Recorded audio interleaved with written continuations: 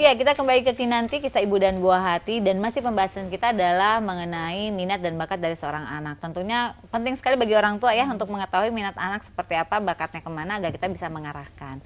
Nah, ini ada pertanyaan dari Twitter kami nih pemirsa di @kinantijaktv. Kita akan melihatnya bersama-sama karena kemudian akan dijawab langsung nih.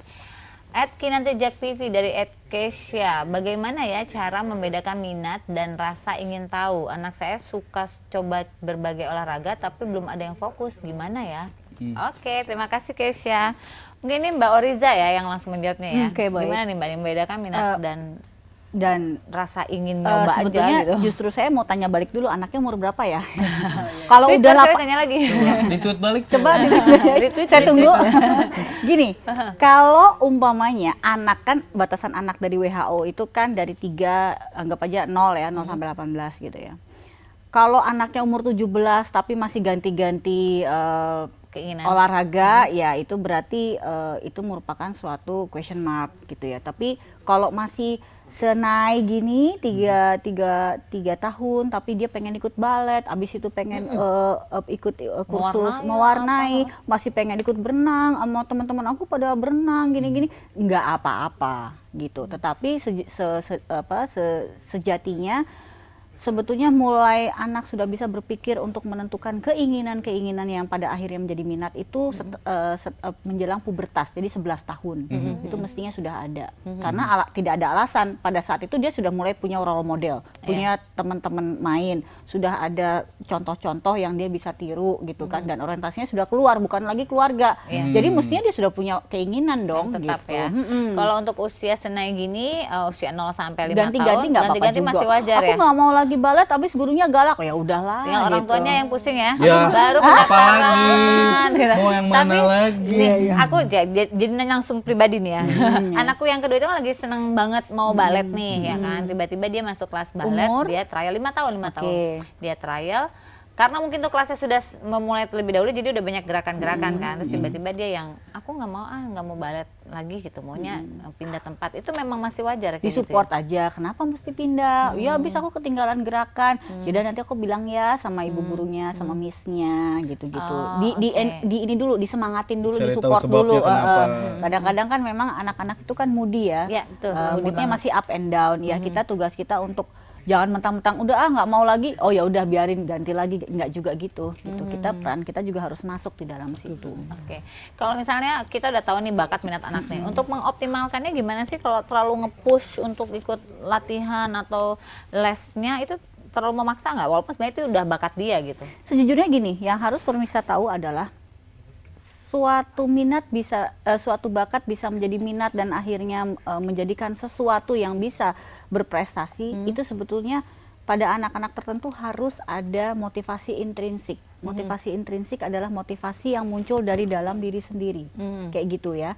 Jadi kalau misalnya kayak gini, aku pengen ikut balet karena aku pengen bisa manggung, aku pengen bisa nanti kelihatan cantik, aku pengen selalu kelihatan cantik, pengen bisa ditepokin sama papa mama. Jadi dia punya suatu semacam planning sendiri bahwa dia dengan melakukan itu nanti akibatnya akan ini. Bukan sekedar hanya aku pengen ikut les berenang karena soalnya tetangga-tetangganya gitu pada ikut gitu, nggak karena ikut-ikutan. Jadi benar-benar dari dalam diri sendiri.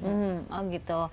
Nah kalau suka ada nih case yang anak ini kalau membacanya nih agak lambat gitu ya, tapi dia kalau udah hitung-hitungan nih anaknya cepet banget nih nangkep gitu nyerapnya.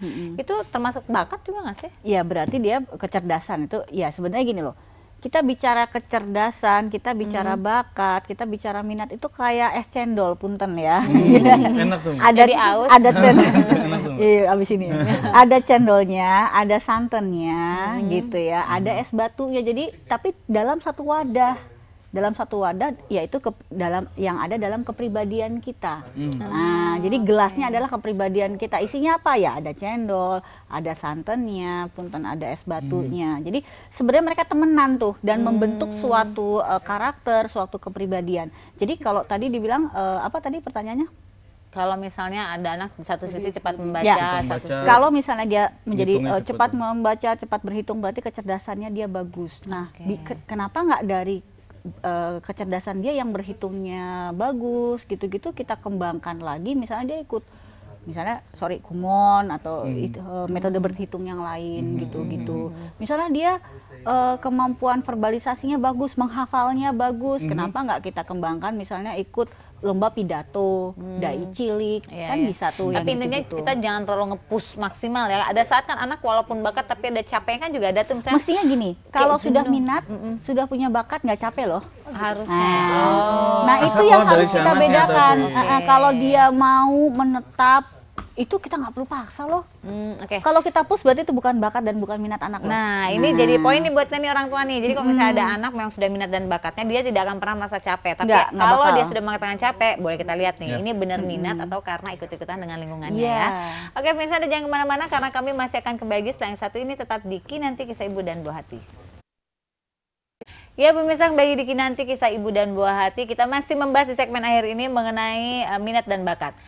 Kalau ada anak nih Mbak yang suka lebih memilih menyendiri dibanding dengan teman-temannya berkelompok gitu. Sepertinya dia seperti ya udah dia nyaman dengan kondisi dia sendiri. Ini bisa ketahuan minat bakatnya gimana ya? Apa minatnya menyendiri gitu? Gimana nih? Itu berbeda. Itu adalah mungkin karakter yang merupakan bagian dari karakter yang merupakan genetik loh gitu. Kalau misalnya, jadi gini, pemalu, pendiam, terus kemudian cengeng, itu punten-punten maaf, kadang-kadang kita lihat juga loh gitu, karakter bapak ibunya gimana kan. Katanya kan yang kita sudah pahami bersama, untuk membentuk karakter anak itu kan 46 kromosom, 23 dari bapak, 23 dari ibu. Kalau pertanyaan adalah pendiam, itu mestinya dia bawaan loh gitu. Dari siapa nih tinggal dilihat aja nih. Nah tugas kita adalah membuat anak menjadi tidak terlalu pemalu, tidak terlalu, bukannya menjadi kemudian supel, itu rasanya agak sulit gitu ya, terlalu jauh. Jadi seperti itu ya, menjadi peran pola asuh di situ di dalamnya gitu. Jadi tapi anak pendiam juga bukan berarti nggak punya bakat, bisa dia diem tapi bakatnya lukis bisa aja, dia diem tapi ensemble musik bisa aja, nggak masalah juga kan gitu. Jadi bukan berarti pendiam akhirnya dia nggak punya minat Nggak, bakat ya, itu dia punya pendiam. Kemudian pemalu. kita bicara bakatnya itu ya, itu kayak tadi es cendol lagi, kembali ke es cendol. ya habis ini boleh deh es cendol yang ada nangkanya. Allah. Iya, Oke, benar. kalau gitu mungkin Mbak Riza. Boleh di mana ya? Es cendol kita ya. Nanti Mas Panji salto loh. Durasi. Oke, kalau gitu boleh kasih tips nggak Mbak Riza buat kita juga ya yang ada di sini sebagai orang tua, juga buat pemirsa yang ada di rumah. Baik. Kepada orang tua di rumah, ayah bunda, papa mama, jangan segan-segan untuk mengembangkan minat dan bakat anak. Jangan pernah lelah dan kemudian mematahkan kreativitas anak. Salurkan bakat dan minat anak Anda demi prestasi yang mungkin bisa mereka raih. Kira-kira itu aja.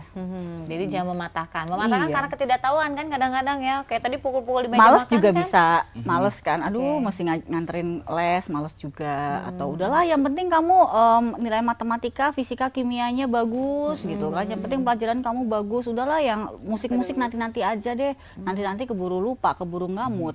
Iya. Gitu. Tapi ada juga faktor kalau misalkan, aduh kayak musik nggak bakal ngejamin hidup lu deh, jangan main musik. Tapi sana sendiri tadi mukul-mukul itu, bisa nggak sih akhirnya mematahkan kayak gitu juga ya? Kalau saya sih selalu bicara kepada klien atau pasien saya, tidak bisa seperti itu gitu ya. Banyak karena kan sekarang nowadays nih kan era-era sekarang ini kan semua profesi asal bisa ditekuni dengan baik akan bisa menghasilkan. Yang penting ditekuni dan disupport oleh Dan orang tuanya disupport ya. kita support semangat Support netizen. selalu, yo, Pasti kita bisa. ngerem. Oke, kalau gitu Tito terima kasih banyak, Thank you, Tan. Nia terima kasih banyak, Tisha juga makasih ya sayangnya, Mbak Riza juga terima kasih banyak udah hadir di Kinanti. Dan pemirsa, itulah dia akhir dari perjumpaan kita kali ini, dan yang pasti juga minat bakat anak ini harus didukung agar bisa menjadi hal yang positif di kemudian harinya. Dan jangan lupa pemirsa untuk selalu membaca Parents Indonesia, Healthy Kids, Happy Families. Sampai jumpa besok, bye-bye.